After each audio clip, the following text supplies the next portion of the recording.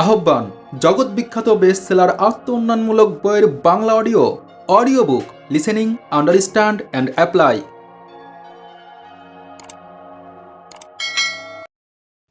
My dear lovely audience, এই প্রথমবারের মতো আহ্বানে শুরু হয়েছে ডেল কার্নেগি এর লেখা জগৎ বিখ্যাত বই the art of public speaking. শুরু হচ্ছে বইটির 11তম অংশ, অধ্যায় 11, শ্রোতাদের কিভাবে আগ্রহী করে তোলা যায়। এখন যে পৃষ্ঠা আপনি পড়ছেন, যে কাগজ আপনি দেখছেন তা নিতান্ত সাধারণ, তাই নয় কি? আপনি এরূপ অগণিত পৃষ্ঠা দেখেছেন। এটা অত্যন্ত সাধারণ এবং আকর্ষণহীন। কিন্তু আমি যদি এ সম্পর্কে কোনো অদ্ভুত গল্প বলি, তাহলে আপনি নিশ্চিতভাবেই আগ্রহী হবেন। এই পৃষ্ঠাটি এখন দেখতে নিতান্ত রসকসহীন দেখাচ্ছে। প্রকৃতি বিজ্ঞানী জানেন এটা অ্যাটম দিয়ে তৈরি এবং অণু কিরূপ ছোট।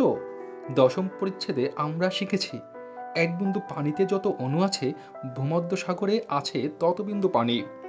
সুতরাং যে অণু দিয়ে তৈরি এই কাগজ, তা কি দিয়ে তৈরি? ক্ষুদ্র জিনিসকে বলে ইলেকট্রন। ইলেকট্রন দিয়ে ঘেরা, যেমনই পৃথিবী ঘেরা চন্দ্র দিয়ে। ইলেকট্রন প্রতি সেকেন্ডে 10,000 মাইল চলতে পারে। সুতরাং আপনি পড়তে শুরু করলে এই ইলেকট্রন নিউ ইয়র্ক থেকে টোকিও পৌঁছতে পারে।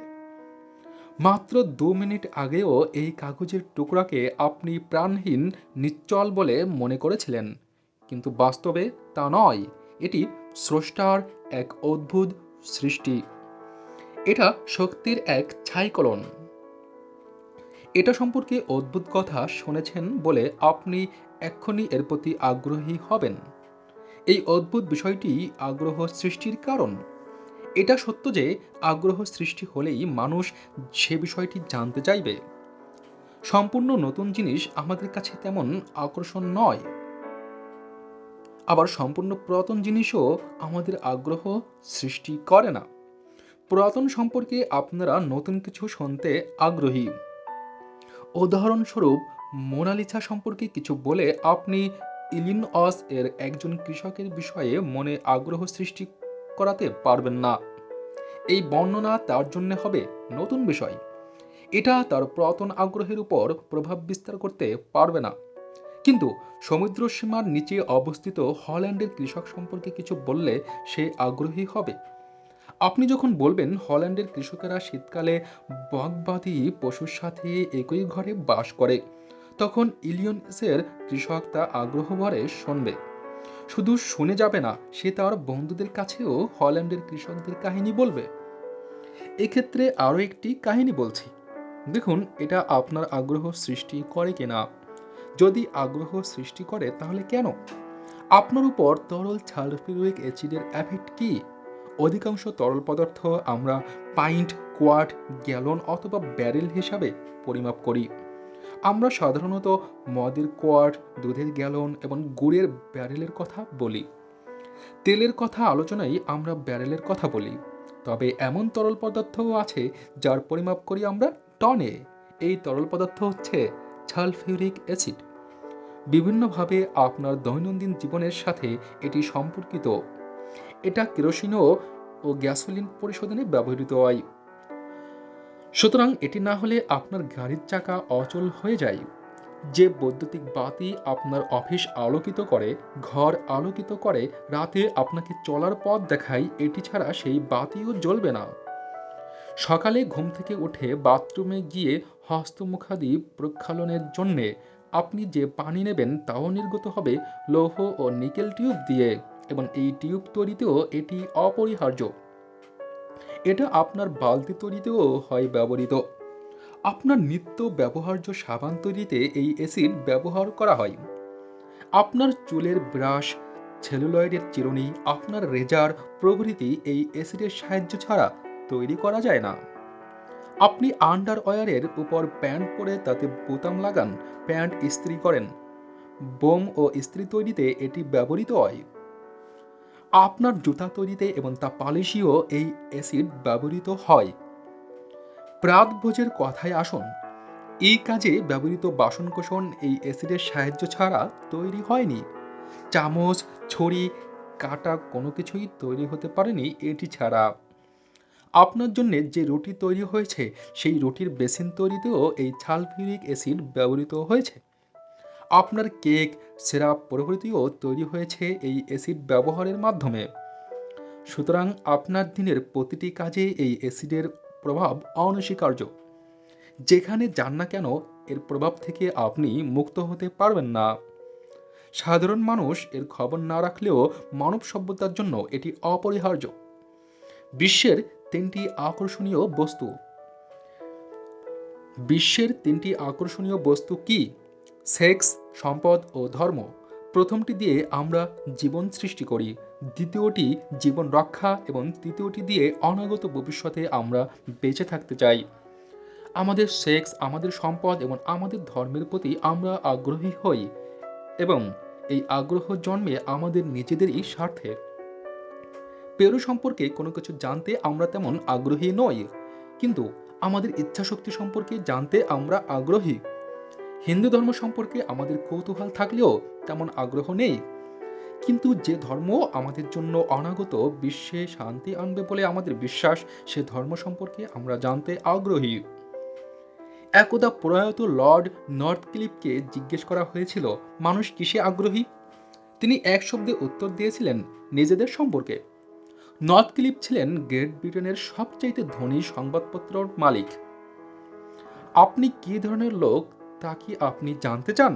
এটা একটা আকর্ষণীয় বিষয়। আমরা আপনার সম্পর্কে আলোচনা করছি। আমাদের আলোচনা আপনার সামনে দর্পণ হিসাবে কাজ করবে। এই আলোচনা সম্পর্কে অধ্যাপক জেমস হার্ভে রবিন্সের ভাষায় বলতে গেলে বলতে হয়, আলোচনাই মনই প্রতিফলিত। আমরা যখন সজাগ থাকি তখন চিন্তা করি, ঘুমের মধ্যেও চিন্তা করি এবং ঘুম থেকে জেগেও চিন্তা করি।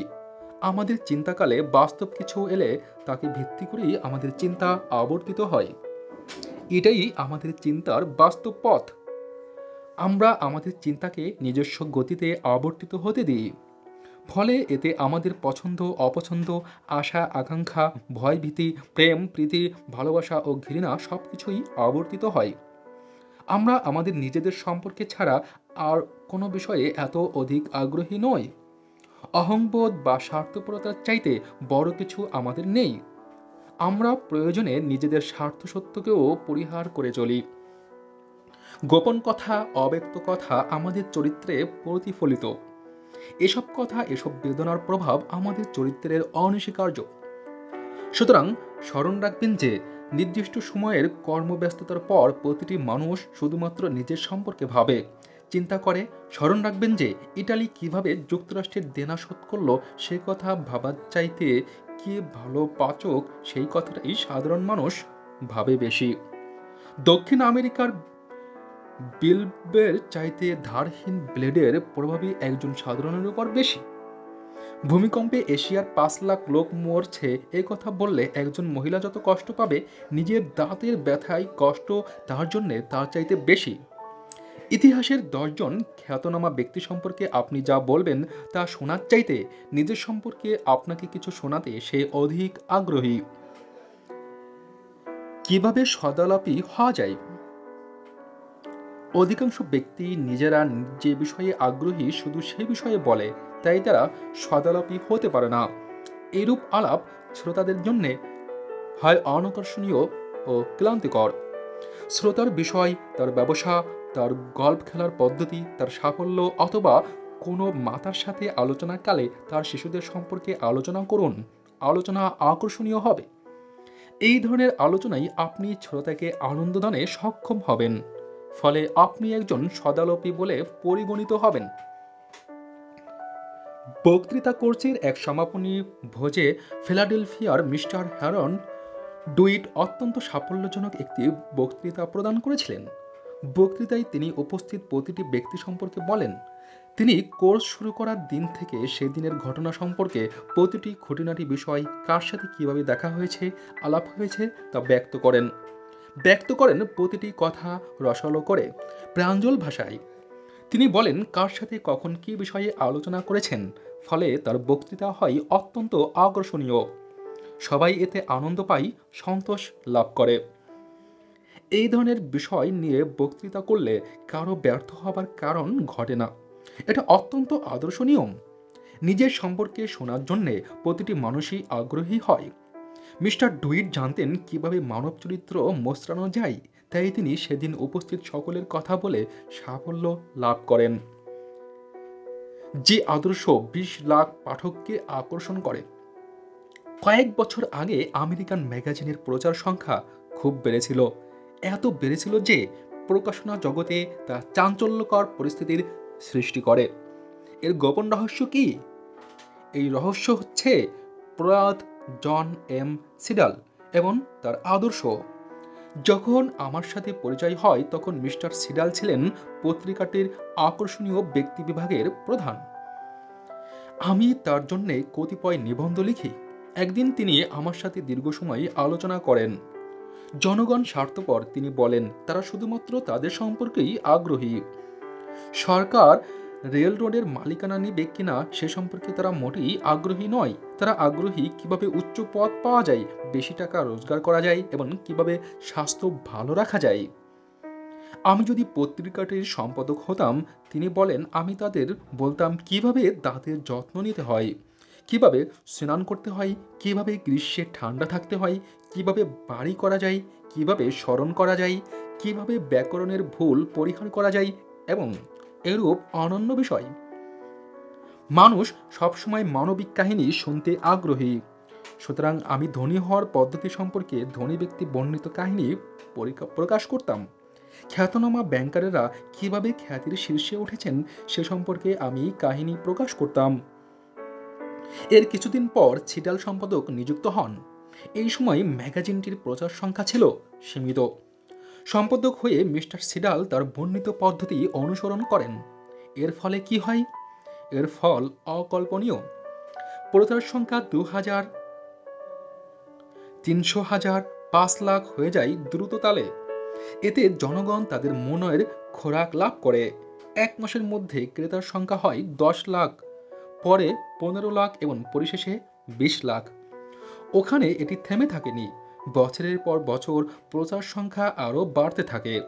সিডাল পাঠকের স্বার্থের কথা বলতে পেরেছিলেন বলেই এরূপ হয়েছিল। যে বক্তব্য সবসময় দৃষ্টি আকর্ষণ করে। আপনার বক্তব্য শুনে শ্রোতারা ক্লান্তি অনুভব করতে পারে, কিন্তু আপনি যদি শ্রোতাদের সম্পর্কে বলেন তাহলে তারা কখনো ক্লান্তি অনুভব করবে না, বরং আকর্ষণ অনুভব করবে।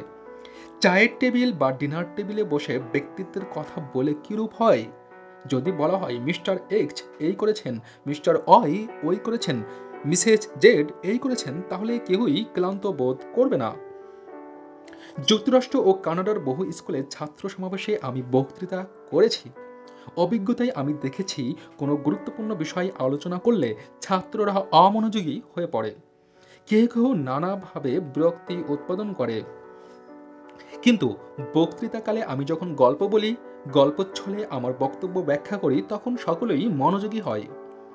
অভিজ্ঞতা থেকে আমি দেখেছি যে বক্তৃতা কেউ শুনতে চায় না, শুনতে চায় গল্প। অভিজ্ঞতা থেকে আমি দেখেছি যে বক্তৃতা কেহ শুনতে চায় না, শুনতে চায় গল্প, মানুষের গল্প। এইভাবে গল্পের ছলে বক্তৃতা করা গেলে তা হয় আকর্ষণীয়, অর্থবহ। সুতরাং আমি ক্লাসে বক্তৃতাকালে বলতাম, আমরা কেউ বক্তৃতা শোনাতে চাই না। বক্তৃতায় আমাদের কোনো উপকার হয় না। আমরা সকলেই আনন্দ পেতে চাই, সুতরাং আমাদের সবার আনন্দ পেতে হবে। স্মরণ রাখবেন যে গল্প হচ্ছে বিশ্বের একটি শ্রেষ্ঠ আনন্দ। সুতরাং যাক, আমরা আমাদের পরিচিত দুজন লোকের গল্প বলি, আলোচনা করি কেন একজন সফল হলো আর অন্যজন হলো ব্যর্থ। এরপরে শ্রোতারা আমার কথা শুনতে বিশেষ আগ্রহী হলো। একবার বক্তৃতা করছে একজন ছাত্র নিজের বিষয় এবং শ্রোতাদের জন্য বিষয় নির্বাচনে ভয়ঙ্কর অসুবিধা অনুভব করলো। বিষয়টি তিনি তার দুজন সহপাঠীর সাথে আলোচনা করলো। তাদের মধ্যে একজন ছিল ইঞ্জিনিয়ার। সে নিজের পোশাক পরিচ্ছদ সম্পর্কে এবং নিজের শিক্ষা সম্পর্কে অত্যন্ত সচেতন ছিল। নিজেকে সে নিজের বাস্তব অবস্থার চাইতে বড় বলে ভাবত। সুতরাং সে গোড়া থেকে কোনো কাজ করতে প্রস্তুত ছিল না। সে কোনো কিছুতে সন্তুষ্ট হতো না। পরে দেখা গেল যে যে অবস্থায় তার উন্নতি লাভ করার প্রয়োজন ছিল সে অবস্থা বা পদমর্যাদাও সে পায়নি, অপরজন কিন্তু যে কোনো অবস্থায় সন্তুষ্ট থাকত। চিন্তা করে বক্তা পথ খুঁজে পান তার এই দুজন সহপাঠীকে কেন্দ্র করে এবং পরবর্তীকালে প্রথম ব্যক্তির চাইতে অনেক বেশি উন্নতি লাভ করেন। পরে তিনি লাখপতি হন। বক্তা কি বললেন, আমরা কি এখানে তার একটা রূপরেখা মাত্র দিচ্ছি? বক্তা তার নিজস্ব ভাষা এবং মানসিক কাহিনী দিয়ে তা আকর্ষণীয় করে তুলবেন। এভাবে চেষ্টা করলে যে ব্যক্তি ৩ মিনিট বক্তৃতা করতে সক্ষম নন তিনি ১ ঘন্টাও বক্তৃতা করতে পারেন যদি বিষয়টি তিনি নিজে বোঝেন। ১ ঘন্টা বক্তৃতা করার পরও ভাষা যদি প্রাঞ্জল হয়, আকর্ষণীয় হয়, সুললিত হয়, শিক্ষণীয় হয়, শ্রোতারা মনে করবেন অত্যন্ত সংক্ষিপ্ত হয়ে গেল। এই পদ্ধতি অনুসরণ করে সবাই লাভবান হতে পারেন। মানবিক কাহিনী হলে সকল বক্তৃতাই হয় আকর্ষণীয়। এই ধরনের বক্তৃতা কখনো ব্যর্থ হয় না। সংগ্রামে ব্যর্থতা ও বিজয়ের কাহিনী সকলে পছন্দ করে। সুতরাং ব্যর্থতা ও বিজয়ের কাহিনী সম্পর্কে বক্তৃতা শ্রোতার মনে আকর্ষণ করতে পারে। ব্যবসায়ীর কোনো ব্যক্তি কিভাবে সংগ্রাম করে বিজয়ী হয়েছে তা বললে শ্রোতার দৃষ্টি আকৃষ্ট হবে। একদা এক ম্যাগাজিন সম্পাদক আমাকে বলেছিলেন, সকল ব্যক্তির জীবনের অজানা কাহিনী অত্যন্ত আনন্দদায়ক। সঠিকভাবে তা প্রকাশ করা গেলে তা শ্রোতার মন জয় করবে, এতে কোনো সন্দেহ নেই। বাস্তব হন। একবার এক বক্তৃতা শিক্ষা করছে ছাত্র বিশ্ববিদ্যালয়ের একজন অধ্যাপক হন। তিনি তার প্রথম জীবন কাটিয়েছেন নৌবাহিনীতে। অতঃপর তিনি পড়াশোনা করে ডক্টরেট ডিগ্রি নিয়ে অধ্যাপক হন। অপর একজন ক্ষুদ্র দোকানি রাস্তার পাশের চলন্ত গাড়িতে ছিল যার দোকান, তিনিও এই কোর্সে অংশ নেন। কোর্স চলাকালে দেখা যায় যে দোকানি জ্ঞানী না হওয়া সত্ত্বেও তার বক্তৃতায় ডক্টরেট চাইতে অনেক বেশি মানুষ আকৃষ্ট হচ্ছে। ডক্টর অত্যন্ত সুন্দর ভাষায় বক্তৃতা করেন। তার বক্তৃতায় সংস্কৃতবান মনের প্রতিফলন হয়, বক্তৃতায় যুক্তি থাকে, স্পষ্টতা থাকে। কিন্তু অশিক্ষিত দোকানির বক্তৃতার ভাষা সরল সুন্দর না হলেও তিনি যা বলেন তা উদাহরণ সহ বলেন, অর্থাৎ তার বক্তৃতা হয় বাস্তব। তাই দোকানের বক্তৃতা পণ্ডিতের বক্তৃতার চাইতে অনেক বেশি আকর্ষণীয় হয়। তাই দোকানি সহজে শ্রোতাদের দৃষ্টি আকর্ষণ করতে সক্ষম হন। আমি এই উদাহরণটা তুলে ধরছি এই জন্য যে আকর্ষণীয় বক্তৃতা করার জন্য উচ্চতর শিক্ষার প্রয়োজন হয় না। তা বোঝানোর জন্য যে ব্যক্তির বক্তৃতার বাস্তব উদাহরণ থাকে তার বক্তৃতার ভাষা উন্নত মানের না হলেও আকর্ষণীয় হয়। এই নীতি সবিশেষ তাৎপর্যপূর্ণ বিধায় আমরা এই ক্ষেত্রে কতিপয় ব্যাখ্যা উল্লেখ করছি। আমরা আশা করব আপনারা কখনো ভুলবেন না, বিচ্ছৃত হবেন না। বালককালে মার্টিন লুথার অত্যন্ত একগুঁয়ে ও অবাধ্য ছিলেন। তার শিক্ষকেরা বারবার চেষ্টা করেও চাবুক দিয়ে তাকে সংশোধন করতে না পেরে নিজেরাই হতবুদ্ধি হয়ে পড়তেন। এখানে ব্যবহৃত একগুঁয়ে ও অবাধ্য কারো দৃষ্টি তেমন আকর্ষণ করে না, তবে বেত্রদণ্ড বা প্রহার শব্দ শুনলে সবাই একটু চঞ্চল হয়। জীবনী লেখার পুরাতন পদ্ধতি এবং নতুন পদ্ধতি এক নয়। পুরাতন পদ্ধতির লেখক লেখেন, জন ডোর জন্ম হয় গরিব কিন্তু সৎ পরিবারে। নতুন পদ্ধতির লেখকের ভাষা হয়, জন ডোর পিতা পুত্রকে নরম জুতো কিনে দিতে পারেন না বিদায় শীতকালে পা গরম রাখার জন্যে তিনি ছালা দিয়ে জুতা মোড়ান। দারিদ্র্য সত্ত্বেও তিনি কিন্তু দুধে পানি মিশিয়ে বিক্রি করেন না। ইহা দ্বারা প্রমাণিত হয় যে তার পিতামাতা গরিব কিন্তু সৎ। তা নয় কি? দ্বিতীয় পদ্ধতি কি প্রথম পদ্ধতির চাইতে বেশি আকর্ষণীয় নয়? আধুনিক জীবনীকারদের এই পদ্ধতি আধুনিক বক্তারাও অনুসরণ করতে পারেন। আরও ব্যাখ্যা দিচ্ছি। মনে করুন আপনি বলতে চান যে নয়াগ্রায় প্রতিদিন যে সম্পদ নষ্ট হয় তা আতঙ্কজনক। অতঃপর আপনি বলেন এই সম্পদ যথাযথভাবে কাজে লাগানো গেলে অনেক লোকের উপকার হতো, দেশের কল্যাণ হতো। এই ধরনের বক্তব্য কি শ্রোতার আগ্রহ সৃষ্টি করে এবং আকর্ষণীয় হয়? না, না। Daily science news bulletin Edwin S Solomon যে পদ্ধতি অনুসরণ করেছেন তা কি অধিক আকর্ষণীয় নয়? ছোলোমন লিখেছেন, আমাদিগকে বলা হয়েছে যে এই দেশে লাখ লাখ লোক দারিদ্র্যপীড়িত এবং অপুষ্টিতে ভুগছে। একই সময় প্রতি ঘন্টায় নয়াগ্রায় 2.5 লাখ করে রুটি নষ্ট হচ্ছে। মনচক্ষে আমরা দেখতে পাচ্ছি যে প্রতি ঘন্টায় উঁচু গিরিচূড়ায় 6 লাখ ডিম পড়ছে এবং ঘূর্ণিঝড় তা দিয়ে বিরাটকায় অমলেট তৈরি করছে। এই ঘূর্ণিঝড় যে কোনো সম্পদ ভাসিয়ে নিয়ে যেতে সক্ষম। সুতরাং জলপ্রপাতের এই শক্তিকে কাজে লাগিয়ে মানুষের কল্যাণ সাধনের চেষ্টা করা প্রয়োজন। ছবি সৃষ্টিকারী শব্দ। যে শব্দ বললে চোখের সামনে ভেসে ওঠে ছবি, তা স্মরণ রাখা সহজতর। সাধারণ বক্তারা তা জানেন না। যে বক্তা শব্দ প্রয়োগের মাধ্যমে শ্রোতার চোখের সামনে ছবি সৃষ্টি করতে পারবেন, সে বক্তার বক্তব্য সহজে মনে থাকবে। ছবি, ছবি, ছবি, এমনভাবে কথা বলুন যাতে শ্রোতা আপনার কথাকে ছবির সাথে মেলাতে পারে।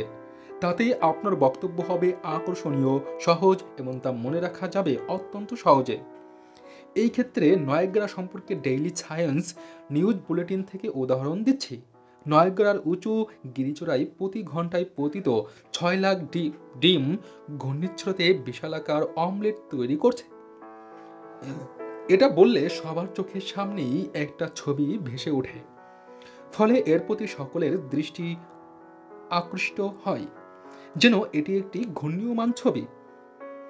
স্টাইলে দর্শন শীর্ষক এক নিবন্ধে হারবার্ট স্পেন্সার লিখেছেন, আমরা চিন্তা করি না, বলেছেন তিনি, সাধারণভাবে, কিন্তু চিন্তা করি বিশেষ বা নির্দিষ্ট বিষয়ে। যে জাতি যত বর্বর, সে জাতির দ্বন্দ্ববিধি তত বেশি কঠোর। এটাকে আমরা এভাবে সাজাতে পারি, বর্বর জাতি অপরাধের সাজা দেন ফাঁসি দিয়ে পুড়িয়ে মেরে। বাইবেলে এবং শেক্সপিয়ারের লেখায় ছবি সৃষ্টিকারী শব্দ প্রয়োগ করা হয়েছে। শেক্সপিয়ার তাই শব্দ প্রয়োগের মাধ্যমে অদৃশ্যকে দৃষ্টিগোচর করেছেন। গেলটি করা স্বর্ণকে তিনি খাঁটি সোনা করেছেন। তিনি বলেছেন, চকচক করলেই সোনা হয় না।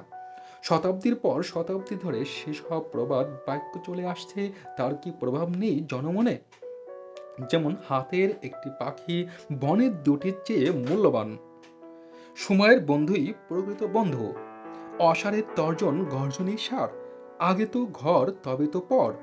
আত্মবৎ মান্যতে জগৎ, অথবা সে রামও নেই, সে অযোধ্যা নাই। এসবের অবশ্যই স্থায়ী প্রভাব আছে। লিঙ্কন সাধারণত এসব প্রবাদ বাক্য ব্যবহার করতেন। কোনো নথি নির্দিষ্ট সময় অতিক্রম করে হোয়াইট হাউসে তার টেবিলে এলে তিনি তাতে এসব প্রবাদ বাক্য প্রয়োগ করে নোট দিতেন।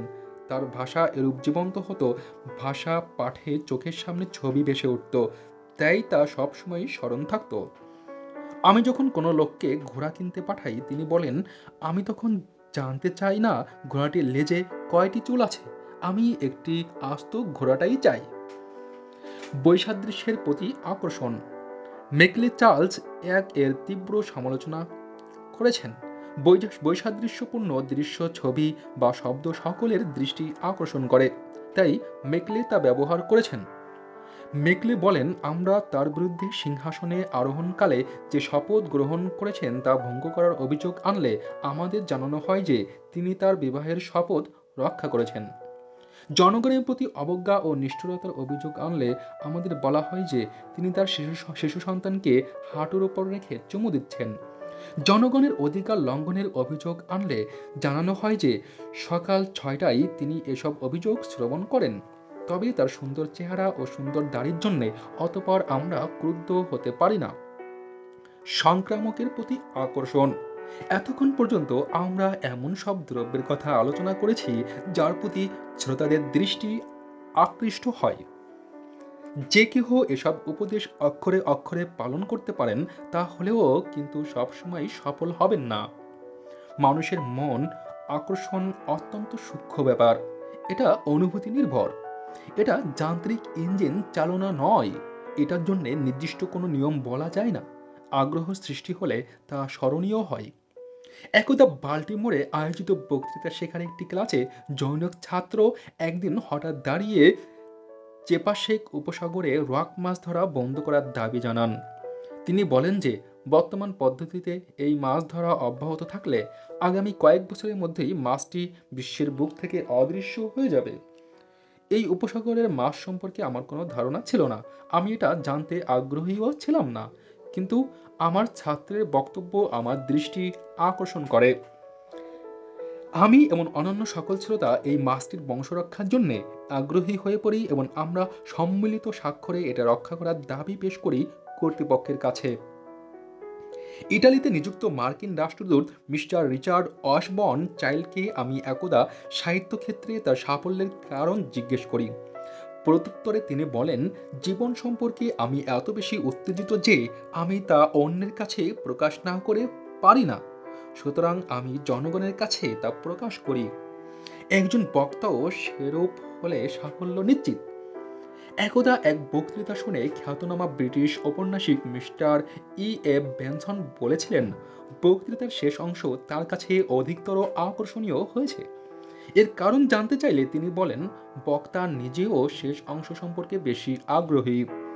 এটা সকলের স্মরণ রাখা প্রয়োজন। সংক্ষিপ্তসার: ১. সাধারণ বিষয়ের বিশেষ তথ্য সম্পর্কে আমরা আগ্রহী। ২. আমাদের প্রধান আগ্রহ আমাদের নিজেদের সম্পর্কে। ৩. যে ব্যক্তি অন্যদের সম্পর্কে কথা বলে তাদেরকে আগ্রহী করে তুলতে পারেন তিনিই ভালো কথক। ৪. মানবিক কাহিনী সবসময় আকর্ষণীয় হয়। বক্তা সীমিত পয়েন্ট আলোচনা করবেন, তবে তাতে মানবিক কাহিনী যোগ করলে আকর্ষণীয় হবে। ৫. যা বলবেন সুস্পষ্টভাবে বলবেন, নির্দিষ্ট করে বলবেন। দরিদ্র কিন্তু সৎ না বলে ইতপূর্বে উল্লেখিত মার্টিন লুথারের কাহিনী স্পষ্টভাবে ব্যাখ্যা করুন। ৬. এমন শব্দ প্রয়োগ করুন যা শ্রোতার মনে ছবির সৃষ্টি করে। ৭. বৈসাদৃশ্যমূলক ধারণা তুলে ধরে কোনো বিষয় প্রকাশের চেষ্টা করুন। ৮. বক্তা যার প্রতি আগ্রহী, শ্রোতাও তার প্রতি আগ্রহী হবে, তবে এর জন্যে নির্দিষ্ট কোনো নিয়মকানুন নেই। Thanks for watching. Like and comment. Subscribe my YouTube channel for more videos.